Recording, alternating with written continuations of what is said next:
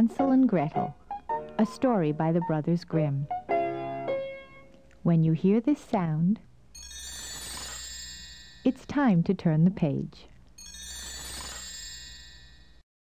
Once upon a time, in a little house near the forest, there lived a brother and sister, Hensel and Gretel. They lived with their father, a woodcutter, who loved them very much, and their stepmother, who was very cruel. In fact, the stepmother wanted to get rid of the children because there was not enough food to eat. She told her husband that they should take the children into the forest and leave them to get along as best they could. This made him very unhappy, but finally he agreed. Hensel and Gretel had heard them talking, and Hensel had a plan of his own. In the morning, the children were given some bread and were led into the forest. Along the way, Hensel dropped pebbles from his pocket. After a while, the father helped his children build a fire and told them to rest. As soon as they fell asleep, the parents went home.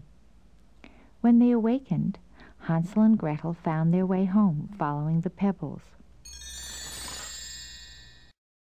Their stepmother was terribly angry. The next morning, the children were given bread and taken into the forest again. This time, Hensel had no pebbles, but dropped bits of bread instead. Later, when they tried to find the trail of bread, it was gone. Birds had eaten every crumb. That night, the children were really frightened and lonely and tired. They fell asleep in a hollow tree. When they awakened, they decided to walk through the forest to look for help. They saw friendly animals scurrying about and heard birds singing in the trees. At last they came to a clearing in the forest and saw a beautiful little house. It was made of cake with an icing roof and lollipops sticking out of the chimney. The children were so hungry that they ran up to the house and broke off pieces of it. They heard a voice call out, "Nibble, nibble like a mouse. Who is nibbling at my house?" Out stepped an old woman, who was really a witch. But she spoke kindly and invited the children inside. After supper, when they had fallen asleep, the wicked witch crept into their bedroom and carried Hensel outside and locked him in a cage. She planned to keep him there until he grew fat enough to eat. As for Gretel, the witch made her do all the housework. Every day, Hensel and Gretel tried to think of a way to get rid of the witch. Every day, the witch went out to the cage to feel Hensel's finger, to see how fat he was getting. But Hensel knew the witch could not see very well, so he held out a dry chicken bone to make her think he was still thin and bony.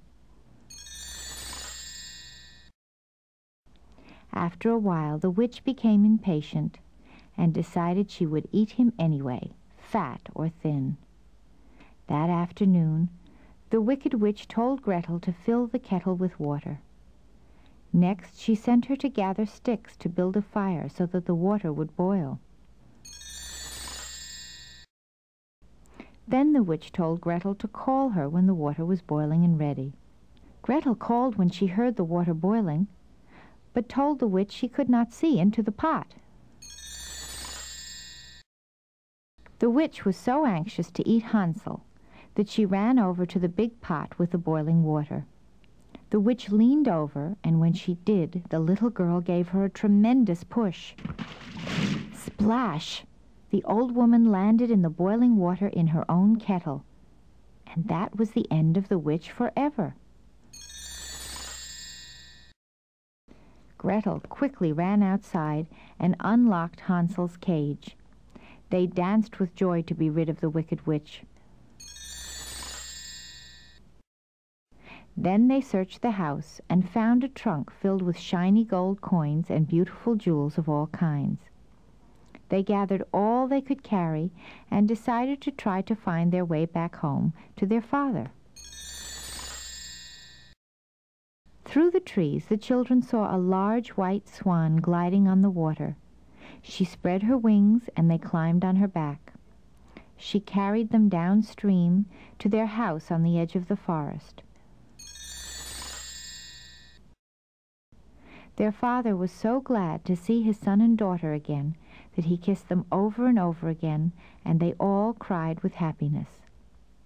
Then he explained that he had sent their cruel stepmother away forever.